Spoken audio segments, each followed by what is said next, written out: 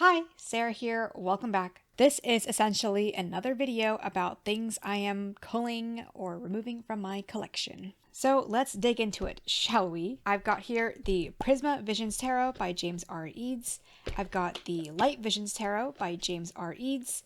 Not pictured, I also own the Cosma Visions Oracle by James R. Ead. That one's currently on loan to another friend, so I don't have that with me right now. And I also have the big book, which is the Cosma Visions Oracle book, as well as flipped around, it's the Prisma Visions book. Isn't that cool? I think that's really cool. As with my past videos about things that I've gotten rid of, I don't have too much of a structure for these. I'm just going to be rambling, just trying to get my last thoughts out on video because I want to make sure that once I give this away or sell this or get rid of this, I am not going to regret it. And I usually make these videos for things that I'm worried I'm going to regret getting rid of. So I want to just talk about my thoughts, get them out there. Whenever I feel like I'm going to miss them, or maybe I think I should have tried harder, I tried this, I can look back at this video and be like, no, me, you did try it and that didn't work for you. So let's see, what did I not like about these things? The main thing I wanted to talk about is the Light Visions Tarot, especially in comparison with the Prisma Visions. So for context, I originally bought this deck in my first year of learning tarot, like 3 years ago, and I bought this deck probably last year, I want to say. So if you're unfamiliar with these decks, the Prisma Visions and the Light Visions are like mirror decks. They're like the same deck, except for different color schemes. The only thing is different color schemes. The cards are the exact same, just different color schemes. So why did I buy the Light Visions deck when I already had the Prisma Visions? Part of it was because someone was selling it secondhand. Actually, I'll be honest, a lot of the reason was because I saw someone selling it secondhand, and I was like, well, someone's selling it for only $35, and it retails for at least $45. I've had the Prisma Visions for a year or two, and I enjoyed it, so I should get the Light Visions one as well to like complete the set. Obviously, this flip through is going to be very haphazard, but whatever. It's just going to be about me talking about the cards, right? I found that in the year or two that I've had these decks, I just did not use them that often. I did use the Prisma Visions initially when I first got it, but I don't know, I haven't been called to reach much for it. And when I got the Light Visions as well afterward, I never felt called to read with it either. I knew that it was one of those decks that I would just study one of these days. So actually earlier this year, I pulled out the Light Visions Tarot to try to read with it. I did a 9-card reading the way that Tom Benjamin has talked about in his videos or in his Tarot Toolkit book. So I tried to do a 9-card reading for an interview of someone close to me, just to practice reading for someone and practice predictive reading and practice learning the cards and stringing them together and all. I just did not feel very connected to the imagery in that reading. I find that the birds, honestly, in this suit, the birds in this deck just don't really jive with me. I can understand how they might represent swords because air, because the way that they're depicted, maybe it's dangerous somehow, and you have to be careful with how you deal with the birds and work with the birds. But I don't know, in my heart, I just don't really connect to them very much. I think that I got this deck because I was hoping that I would be into the esoteric look and understand like these meanings and these cards, but I just find these images, this art, this monochromatic look just really hard for me to get into or be interested in. I think I feel the same way as how I felt in high school or in college whenever the teachers would show like black and white movies from the olden days. I say that in quotes, the olden days with black and white films. For some reason, my brain just does not feel that interested when watching a black and white film. My brain much prefers color. I like noticing how the colors play with each other, how the colors complement each other, how they contrast, how they're used, how they fill up the scene. And I feel like this deck being just monochromatic, it just does not, it's just not doing it for me, I also think that the gold edging, as pretty as it is, it's somehow just not, I don't know, it just doesn't really fit with the deck. I don't know, looking at it on camera, if it looks nice, but in person, I just don't feel really that attached to the gold edging. And I almost question why I'm doing this video anyway, because it's like, why do I need a reason to cull anything? Like, if it doesn't work for me, it doesn't work. I don't have to make a full video about it. But I'm just saying this is one of those decks that I really want to like, I really want to love, I really want it to work for me because reasons. And so making this video to remind myself, like, just because I want it to work doesn't mean it's actually working for me. So this is just a reminder for my future self. This is not really working for me. But on camera, right, it just looks so pretty. I mean, any deck on camera could look very pretty and desirable just because of it being on camera and it being a deck that you don't have in your hands right now. You know, it's just so easy to think that you want something because you see it on camera. And then when you have it in person, you're like, I don't know. Does it look the same as it does on camera? Having it in my hands feels different than just seeing it from afar. Having it here compared with my other decks, I want to use my other decks more. So I'm pretty sure that watching this back, I'm going to be missing this deck. But listen to myself. This did not work for me. So that was a little haphazard flip through of the deck, you know. I am sorry if, not sorry if my flipping through was haphazard and pretty annoying for you, but, you know, this is super casual. I'm not really gonna spend too much time on trying to make this perfect. Let me lay out a few cards and try to talk through what I'm looking at, just so I can understand in the future, like, how this did not work for me. All right, let's do a simple 3-card layout here. Okay. I know that some people are bothered by the fact that the majors have this border. It doesn't really bother me.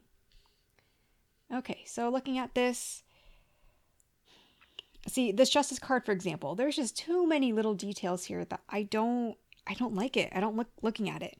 It gives me the same feeling as when someone writes like a paragraph of text and it's like a really long paragraph of text and you're like, you should have broken this up for readability. Like me trying to follow line number 62 of this 300 line essay paragraph is like too much for me. And I feel the same looking at this strength card as well. Just a lot of details. I don't know. It's pretty. It's cool, it's interesting, but it's a lot of details and my brain just gets really swimmy in this card. And because it's monochromatic as well, the titles start blending into the cards as well. So I just find this deck just a little bit hard to read with. The minors are different though, because the minors, like at least there's a little bit of separation, a little bit of border down here. But the majors, you know, the word just blends into the deck here. All right, I'm getting a lot of majors so far, but yeah, see the borders on the bottom and the minors definitely helps a lot for readability. Let's see. Yeah, I don't know. I'm looking at this deck right now and just these cards laid out and I just don't really feel inspired. So I think that's as good a reason as any to get rid of a deck, right? It just doesn't inspire you to read with it. And I've had this deck for, I don't know, a year or at least half a year, however long, and I am just not inspired to read with it. So luckily, someone in the Sass Witches Discord server that I talked with briefly, they are interested in having the deck. So luckily this deck has a new home already and I'm going to be shipping it out this weekend. I promised them I wanted to make this video to remind myself not to get the deck again. And they're like, yeah, take your time. The guidebook for this deck and the Prisma Visions deck is the same because again, same card, just different color schemes. I'm going to quickly mention the big book as well, in case anyone out there is interested in getting this book. What's different about the guidebook in the deck versus the big book is that the guidebook has the meaning of the card itself. The book itself will have a little explanation of the card and what it means, what's being depicted. It'll have the upright meaning, which is the same meaning as in the book, and it'll also feature a reversed meaning. So the book features, you know, extra goodies that are not featured in the guidebook. Honestly, to me, well, I'm going to talk about the book in a little bit, but that's my impressions of the Light Visions Tarot and why this one is going out the door. Let's briefly talk about the Prisma Visions Tarot. Now, honestly, this one I am still unsure about keeping or getting rid of. One reason to keep it is because I really like the colors. Let's do another 3-card spread just for the fun of it. I do really like the colors. Oh, look how beautifully the colors blend into like the background here as well. They just look so good together. Yeah, looking at this one, I definitely love it a lot more than the Light Visions already because, for example, like looking at the sun here, looking at all the different colors that are featured here and the sun dripping down the card, that just makes me feel a lot more comfortable. It makes my eyes relax a lot more. Okay, something I really don't like about this deck is these 3 of Swords cards, and this is a gripe I have about a lot of other decks as well. I don't like that an animal is just getting brutally stabbed in the 3 of Swords. And the 3 of Swords in the Cosma Visions Oracle is the same idea. Like, I don't understand the need for this. And when I see this, it honestly makes me kind of angry because I don't know how to tie this into a reading. You know, if I get this in a reading for myself or for other people, what am I going to say about this that doesn't make it seem like, yeah, you're going to be brutally stabbed? I don't like it. I just think it's a out of place meaning and out of place card in the scheme of the deck. Besides that, though, I think the rest of the cards are really Just really pretty. There's a lot of nice colors in here. That Three of Swords is a big turnoff, though. It's a big deal breaker for me, honestly. I think it is a fascinating choice to have all of the people in the Swords cards feature masks. So here's masks in this Two of Swords. Here's masks in this King of Swords here.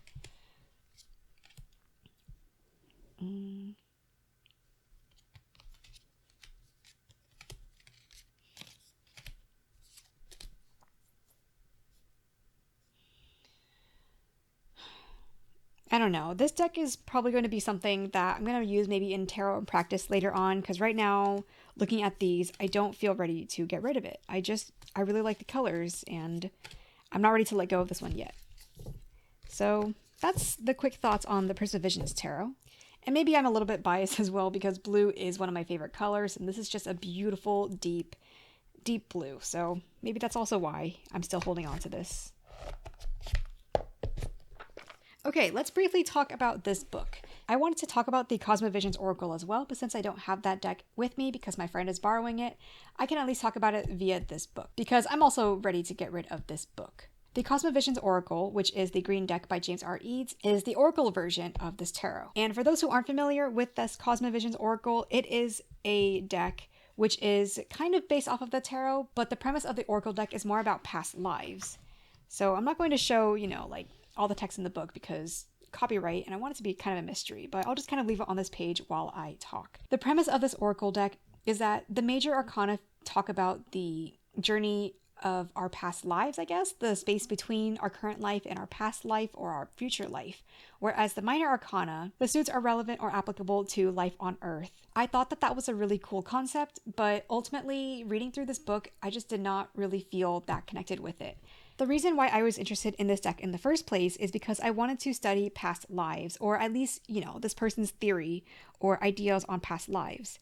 The idea of past lives is, kind of interesting to me, and I wanted to find my own way of thinking about past lives and being able to do my own past life kind of reading. So that's why I got this deck. I wanted to study the major arcana. What I didn't like about the major arcana, and let's see, I'll try to use this book as my sort of flip through of the cards. There are 78 cards in this deck, and they mirror the traditional 78 cards in the tarot. So instead of the 0 card being Fool, in this card it is Death, which I think that's a cool concept. But then immediately we get thrown into animal symbolism. And if you've watched a few of my videos, you'll know that I don't like animal symbolism being used on cards, because when I see this, I'm like, well, I don't know what concept this is supposed to illustrate. I'm not connected to animals, and I think that animal symbolism or traditional meanings are just very individual for everyone. So if I'm reading the crow, I'm not really reading my own interpretation of the crow. I'm reading what his interpretation of the crow is, or I'm reading what other people's interpretation of this animal is. And I just don't have any personal associations with these animals. The crow, the swan is the high priestess. The peacock is correlated with the empress. This one I kind of understand. Pelican, emperor, and the phoenix, the hierophant. So those are the first 4 initial birds, the first 4 initial cards of the major arcana. These next concepts, these next major arcana, I don't know, I think they're really interesting. But when it comes to the minor arcana, that's when this whole book honestly falls more flat for me. Or the book / the deck itself. The way that I was kind of studying this deck was I was trying to read the deck or read the book front to back, because I just wanted to read every single card and try to understand it and sort of study it and learn it before I get to do readings with it. But when I got to this part of the book, the minor arcana, I just didn't really feel that inspired. And the thing is, even though the minor arcana are kind of correlated with the minor arcana of a tarot, I just didn't really feel that connected or interested in it. This is the 6 of Embers, which correlates with the 6 of Wands, but nothing in the imagery itself makes me think of 6 of Wands energy or any of the traditional meanings of the 6 of Wands. I don't know how this 9 of Embers, 9 of Wands, and maybe other people reading this would have a different experience. This is just my experience with it. This is the Lotus suit, the Cup suit. This one also just does not make sense. I don't know why 7 lotuses would be trapped underwater like this and how this relates to 7 of Cups. I guess what my issue is, it just boils down to I don't understand why, and I don't understand how to connect this together, and I don't understand how to make my own meanings from these cards. I haven't even really read the trees yet, but just glancing through the trees suit, I also just feel the same a little bit of hesitation / confusion, which is a shame because the art itself is so beautiful. If it's this beautiful, like on a big page, like imagine how beautiful it is on a little card, right? Like, I just think it's so pretty to look at. Okay, here's another thing. The suit of being, or the court cards. So all the court cards in the tarot have been compiled into the same like suit, the suit of spirit, being on earth. And I think these are cool, but I run into the same issue that I usually get when I run into other tarot decks or decks that have stories behind them. So because each card has a mirror card, like the composer is the Page of Chalices, I kind of feel obligated to try to memorize the cards, to memorize that the composer is related to the Page of Cups instead of just reading what the composer means. I stated in another video that I don't really jive with a lot of oracle cards because I just prefer tarot, the sort of structure that tarot provides. So because these court cards, they're just not really structured enough for my taste, I guess that's a reason why I'm just not that connected or interested in them. You know, what a shame for me. I really wanted to enjoy this book. I really wanted to enjoy the Cosma Visions Oracle. But the only thing keeping me connected to the deck right now is my interest in the major arcana and wanting to study them. This storyline of the major arcana is really cool. But the rest of the deck is not that interesting to me. So, and I guess I'll briefly flip through the Prisma Visions book as well, just because. Honestly, I have not read this very much. But the extra reverse meanings don't really interest me because, I don't know, I already know my own reverse meanings. So this book I am going to give away as well with the Light Visions Tarot to that person who is graciously accepting them. I slept on it, not on this deck, but I slept on the issue of keeping the other deck, the Prisma Visions Tarot, and I just feel like I haven't used it much in the past 1 to 3 years. There was actually a point when my friend borrowed this deck for like 6 to 12 months, and after she gave it back to me, I never used it. This is just not a deck that I think about much. When I feel like I want to read tarot, I usually am not thinking about this one. I like a lot of the cards in here, but I also don't care for a lot of the cards in here, and I feel like I'd rather just have a deck that I enjoy reading with. There's no point keeping a deck that just does not bring me joy. So I think the person that I'm gifting this to is probably going to appreciate this and enjoy it more than I can right now. So the Prisma Visions is also going by. Who would have thought? So that is a quick overview of these decks, this book, and yeah, I don't think I'm going to regret getting rid of these things. That's all I got for today. Thanks for watching. Bye!